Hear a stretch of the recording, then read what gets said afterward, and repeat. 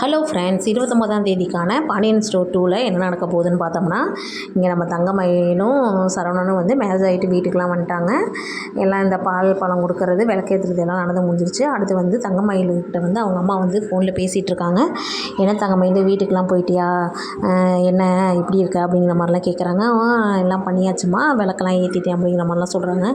Okay, இனிமேல் தான் நீ வந்து கவனமாக இருக்கணும், மாப்பிள்ளையை வந்து நீ உன் கைக்குள்ளே போட்டுக்கணும், நீ சொல்கிறத எல்லாத்தையும் வந்து மாப்பிள்ளை கேட்கணும் அப்படிங்கிற மாதிரிலாம் வந்து கண்டிஷன் போட்டுட்ருக்காங்க. அப்படியே தங்கமயில் வந்து பேந்த முடிச்சுக்கிட்டு ஊன்னு கேட்டுட்ருக்காங்க. ஆமாம், அந்த வீட்டில் எல்லாருமே வந்து நீ சொல்கிற மாதிரி நடந்துக்கிற மாதிரி நீ தான் வழி பண்ணணும். மெயினாக வந்து மாப்பிள்ளையை வந்து அங்கே இங்கே நகர விடாமல் நீ இது பண்ணி வச்சுக்கோ. நீ போட்ட கோட்டை வந்து மாப்பிள்ளை தாண்டக்கூடாது. அந்த மாதிரி வந்து நீ மாப்பிள்ளை மனசை மாற்றி வச்சுக்கணும் அப்படிங்கிற மாதிரிலாம் சொல்லி கொடுத்துட்ருக்குறாங்க.